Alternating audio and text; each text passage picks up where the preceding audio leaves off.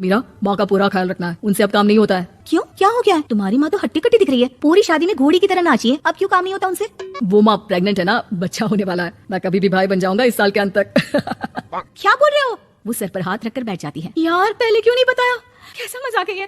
झूठ बोल रहे हो ना? हाँ, झूठ बोल रहे हो ना? तभी ससुर की आवाज आती है। बहू, पानी गर्म कर दे, तेरी सास को दवाई देनी है। समय पर दवाई ना दी तो परेशानी हो जाएगी। और हाँ, जरा काजू पीसकर दूध में मिलाकर ले आना, तेरी सास खुद से तो अपनी संभाल करेगी नहीं। हे भगवान, ये मैं क्या सुन रही हूँ? ये ससुर जी को क्या हो गया है? मैं क्या सोच कर आई थी? हाय रे, मैं तो किसी को मुंह भी नहीं दिखा पाऊंगी।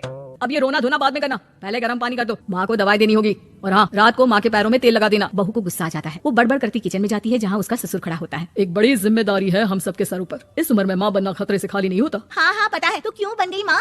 अरे खतरे से कम नहीं है तो क्या जरूरत थी लल्ला पैदा करने की? कैसी बात कर रही हो बहू, क्या तुम खुश नहीं कि घर में एक नया मेहमान आएगा, छोटे छोटे पैरों से पूरे घर में घूमेगा? पिताजी, ये हाथ जोड़े आपके, आप यहाँ से जाओ, ये शायरी बाद में बताना, अभी मैं पानी गर्म करके थर्मस में दे देती हूँ।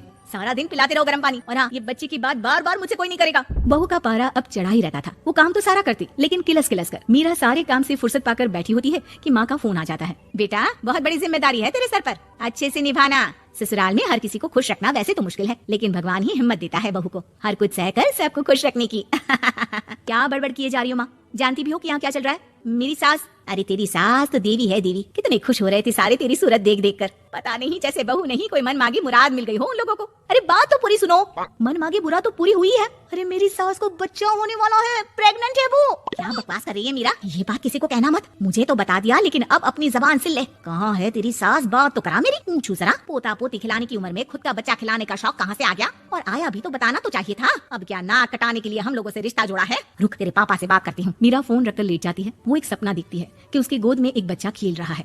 भाभी की गोद में कितना खुश दिख रहा है ना, लगी नहीं रहा कि भाभी है। मैं तेरे लिए क्या लाया हूँ, सोने की बालियाँ, तेरी शादी में तो मैं बुढ़ा हो जाऊंगा ना। अरे कैसी बात कर रहा है बेटा, इसकी जिम्मेदारी तो तू ही लेगा, हम लोगों का तो कोई भरोसा नहीं, कब ऊपर वाला उठा ले। बहू को सास को देख देख कर गुस्सा आ रहा था, तभी वहाँ पड़ोसन आ जाती है। अरे बहू, तुझसे तो पूछने से भी डर लगता है कि कब खुशखबरी सुना रही है। अब तो अपनी 1 महीने की ननद की ही जिम्मेदारी संभाल ले, बहुत है। अपने जेवर भी रख देना और पैसे भी जमा करना शुरू कर दे। वो बात आगे बढ़ाती उससे पहले ही बहू जोर से चिल्लाकर उठ जाती है। नहीं नहीं नहीं नहीं, मैं अपने जेवर किसी को नहीं दूंगी। अरे कौन ले रहा है तुम्हारे जेवर? तुम औरतें भी ना सपने में भी जेवर ही संभालती रहती हो। मैंने जो सपना देखा है ना, सुनोगी तो होश उड़ जाएंगे। अच्छा, तुम अपना सपना बाद में बताना, पहले मेरा सुनो। कल मैंने इतना अच्छा सपना देखा, इतना अच्छा सपना देखा कि अगर वो पूरा हो जाता है ना तो मैं तुम्हारे लिए रानी हार बनवा दूंगा। बहू अब सारे गम भूलकर पति का सपना सुनने में लग जाती है। अरे क्या सपना था बताइए ना, बोलिए भी तो क्या सपना है, मैं पूरा कर दूंगी अगर बात रानी हार की है तो। बोलिए बोलिए। मैंने रात को सपना देखा कि माँ को बेटी हुई है और मुझे बहन। सच्ची, इस घर में बेटी हो जाए तो मैं तो झूम ही उठूं। मीरा का मुंह बन जाता है, वो चुप हो जाती है और सपने की बात याद करती है कि बेटी हुई तो उसे ही अपने गहने उसे देने होंगे। फिर तो रानी हार की जरूरत पड़ेगी ही भाई, लड़की बड़ी होगी, उसकी शादी होगी तो जेवर तो चढ़ाने ही होंगे ना, कहाँ से आएंगे वो? कितने समझदार हो तुम मीरा, मैंने भी यही सोचकर तुम्हारे लिए रानी हार लेने का सोचा था। अरे फूटी किस्मत मेरी जो ऐसा परिवार मिला। मेरे पापा की तो मैं अभी क्लास लगाती हूँ, जो सब जानते हुए भी ऐसे परिवार में मेरी शादी कर दी। बहू पिता को फोन लगाने ही वाली होती है कि ससुर की फिर से आवाज आती है। बहू, गर्म पानी ले आ जल्दी, थर्मस में खत्म हो गया है।